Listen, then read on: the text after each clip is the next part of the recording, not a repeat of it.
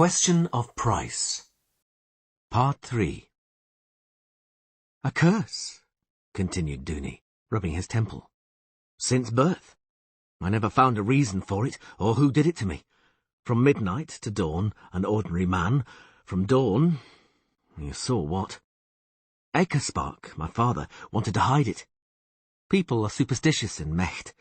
Spells and curses in the royal family could prove fatal for the dynasty. One of my father's knights took me away from court and brought me up. The two of us wandered around the world, the knight errant and his squire, and later, when he died, I journeyed alone. I can't remember who told me that a child's surprise could free me from the curse. Not long after that, I met Rogna. The rest you know. The rest we know or can guess, nodded Calanthe. Especially that you didn't wait the 15 years agreed upon with Rogna, but turned my daughter's head before that. Pavetta, since when? The princess lowered her head and raised a finger. There! You little sorceress, right under my nose. Let me just find out who let him into the castle at night. Let me at the ladies-in-waiting you went gathering primroses with. Primroses, damn it! Well, what am I to do with you now? Calanthe, began East. Hold on, Tirsa. I haven't finished yet. Dooney, the matter's become very complicated. You've been with Pavetta for a year now, and what? And nothing. So you negotiated the oath from the wrong father.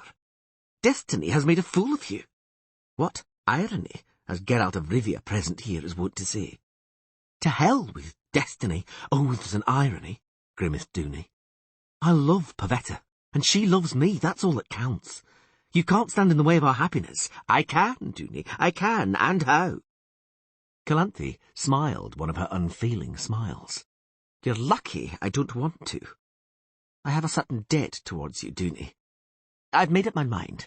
I ought to ask your forgiveness, but I hate doing that. So I'm giving you Pavetta, and we'll be quits. Pavetta? You haven't changed your mind, have you? The princess shook her head eagerly. Thank you, Your Majesty, thank you, smiled Dooney. You're a wise and generous queen. Of course I am. And beautiful. And beautiful. You can both stay in Sintra if you wish. The people here are less superstitious than the inhabitants of Mecht, and adjust to things quicker. Besides, even as Archean, you were quite pleasant. But you can't count on having the throne just yet. I intend to reign a little longer, beside the new king of Sintra.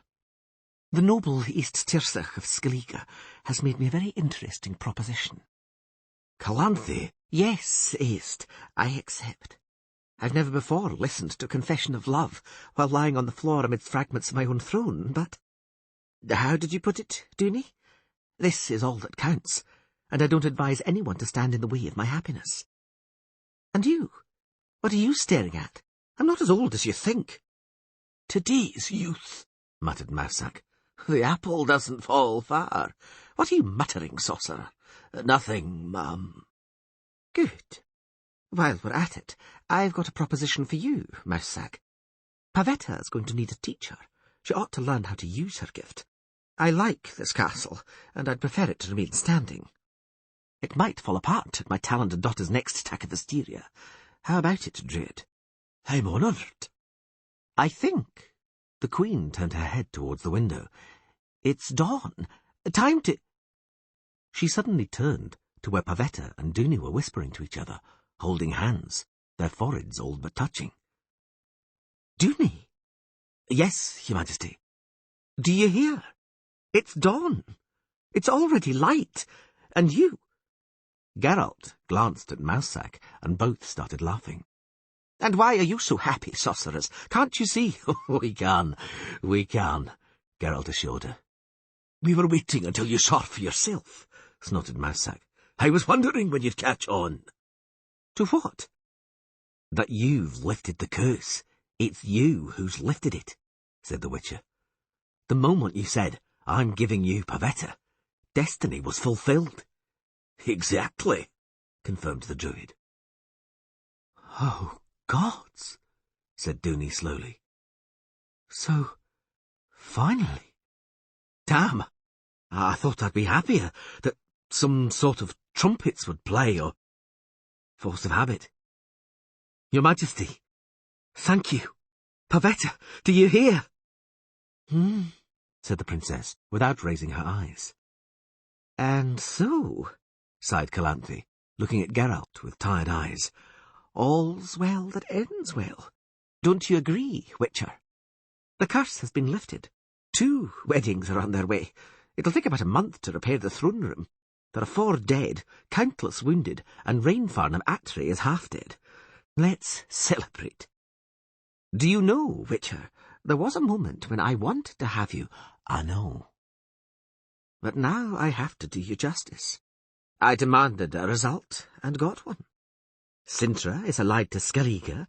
My daughter's marrying the right man. For a moment, I thought all this would have been fulfilled according to destiny anyway, even if I hadn't had you brought in for the feast and sat you next to me. But I was wrong. Rainfarn's dagger could have changed destiny, and Rainfarn was stopped by a sword held by a witcher. You've done an honest job, Geralt. Now it's a question of price. Tell me what you want. Hold on, said Dooney, fingering his bandaged side. A question of price, you say?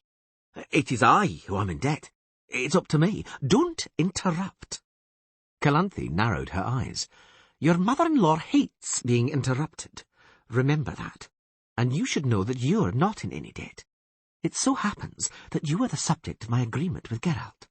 I said we're quits, and I don't see the sense of my having to endlessly apologize to you for it. But the agreement still binds me. Well, Geralt, your price. Very well, said the Witcher. I ask for your green sash, Calanthe. May it always remind me of the colour of the eyes of the most beautiful queen I have ever known. Calanthe laughed and unfastened her emerald necklace. This trinket, she said, has stones of the right hue. Keep it, and the memory. May I speak? Asked Dooney modestly. But of course, son-in-law. Please do, please do. I still say I am in your debt, Witcher. It is my life that Rainfarn's dagger endangered. I would have been beaten to death by the guards without you. If there's talk of a price, then I should be the one to pay. I assure you, I can afford it. What do you ask, Geralt? Dooney, said Geralt slowly. A Witcher who is asked such a question has to ask to have it repeated. I repeat, therefore, because you see, I am in your debt for still another reason. When I found out who you were, there in the hall, I hated you and thought very badly of you. I took you for a blind, bloodthirsty tool, for someone who kills coldly and without question, who wipes his blade clean of blood and counts the cash. But I've become convinced that the witch's profession is worthy of respect.